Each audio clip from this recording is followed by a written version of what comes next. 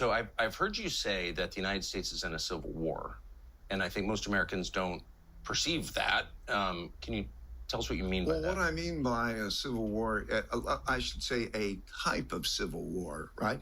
And what I mean is that there are irreconcilable differences that each side is willing to fight for in order to get the outcomes that they want. And that in that environment, the issues of how does the legal system work? Is that going to stand in the way of that fight?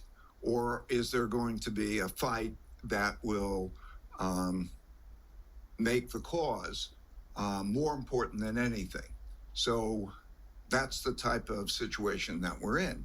And those gaps, we understand there's wealth and values gaps that are entering into this. This is, we've seen this through history. So where that goes is a different question, but we are in that type of civil war, are we not? Clearly we are. Clearly we are. How are they resolved? I mean, clearly they can be resolved through violence, but what are the other ways you resolve the kind of conflict we have? Normally, they're resolved through conflict because you get to the point where both sides can't reach agreements. Both sides don't even want to talk. Both sides don't want to respect the rule of the law. So when we're dealing with things like sanctuary city issues and we're dealing with enforceability, who has the enforceability? Okay, and you almost have to play out. Okay, enforceability means police forces and such things. Right, people with guns, People with guns and, causes that just because the legal thing says they shouldn't do that, that's not going to stand in the way. We have that kind of a situation. So we are probably past the point of being able to resolve that by compromise and empathy and all of that. So normally it goes that way. I mean, the only thing that can be done is to have the fear of that create a necessity for having another path. Like we were talking about the debt situation. Yes. So can there be a fiscal commission that gets together and then achieves those things or not? I think it's unlikely. I think we're going to more fragmentation. States, there are some states and other states, I think you're going to see more fragmentation. And so, but, it's like this dynamic through history. This isn't the first time this happened. This happens repeatedly through history. And usually, it runs its course. So the way our leaders in the United States have dealt with it over the past 30 years has just been to ignore it completely, just ignore it. Well, there's a cycle, The cycle was, let's say, I don't know, Ronald Reagan and Tip O'Neill, and they get together and they were operating in a certain way. And the manifestations of the circumstances, the manifestations of debt or wealth gap or values gaps were not as great. So you didn't, over that 30-year period, have as much polarity in many different ways. So now you've gone to greater polarity. If you watch statistics, everything I do comes from measuring things. So I look at statistics. The gap in measuring conservative or liberal votes in the House and the Senate is the greatest gap since 1900. And the voting across party lines is the least since 1900. So you see this gap. You see it in the elections, right? The green and red. So the blue and red. So we're not, it's not just an evolutionary, it's where we are, where we have gotten to. That is the irreconcilable questions. Does the Supreme Court, we thought about the Supreme Court differently not long ago, right? The Supreme Court was the Supreme Court. And so now it's different.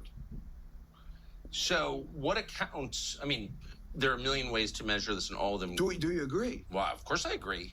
Of course, I agree, and I agree with you that every measurement shows the same result, which is the country Okay, is polarized. so we know where we are. But what completely, and we're not sure how it's resolved. But I think it's also That's worth true. pausing to ask what happened. What was the change that led to the polarization that was unimaginable even 35 years ago? The change was in a combination of the system working well for the majority of the people, and which has to do with the majority of the people not being productive. You have productivity equals income. Right. Okay. So now if you take education and you take measures of how productive or how well trained you're going to be, you see, and therefore also income, your productivity, you see by all of these measures, great gaps that exist. So by way of example, is unicorns and the changes that we're seeing, fabulous changes in what we're seeing in technologies. Yes. But it really comes down to, if you take the number of people who have been making those changes and having unicorns in this wonderful world, they go to the best universities and they make these wonderful things happen. That's about 3 million people in a country of a little over 330 million people.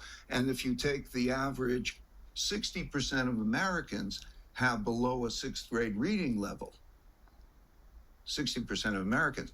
So when we deal with education, you have to make that population productive, and through productivity, they become educated and they become productive. They earn money, and you have a better society. So a number of things changed that. It was the combination of globalization and technology. Think about, I remembered, you probably remember, what the middle class working on an assembly line at an auto plant was like and how manufacturing occurred. Yes. Okay. A combination of foreign producers and automation changed all that. Of course. So that produces a larger wealth gap. And then with that wealth gap, we also have very large values gaps. But it's driven by the wealth gap.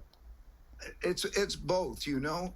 Some population, here we are at the World Government Summit in Dubai, and you have very globalization, and everybody, the elites, let's call them the elites, we're among the elites, are here doing deals and you know, facing questions and all of that. And at the same time, then there's those who are dealing with their basics.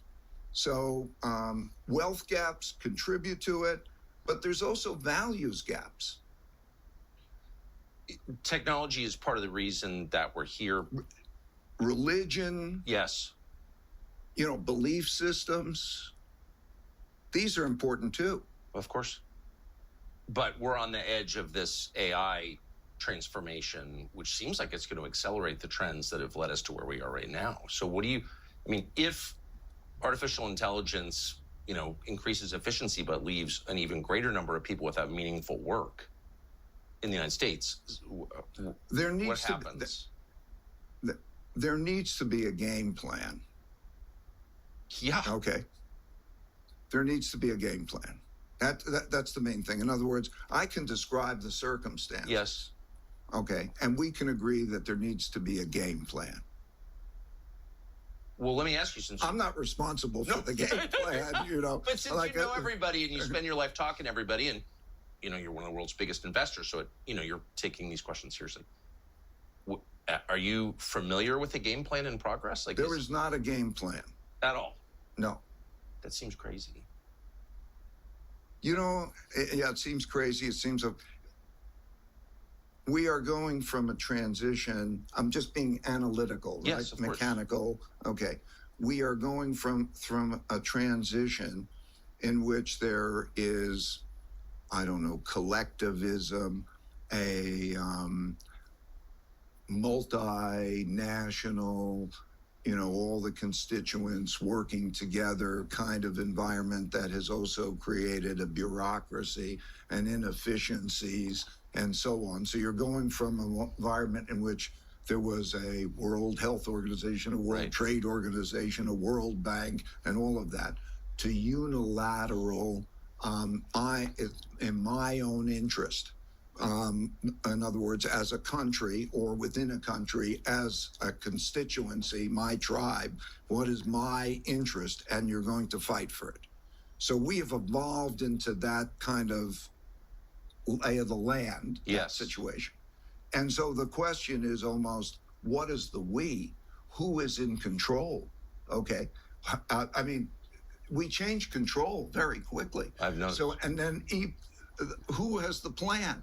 So now you get in control, you fight to get into control, you're in control, you got to do things quickly, and you're doing things quickly. You know, we don't have the continuity to be able to work together, to be able to have a plan.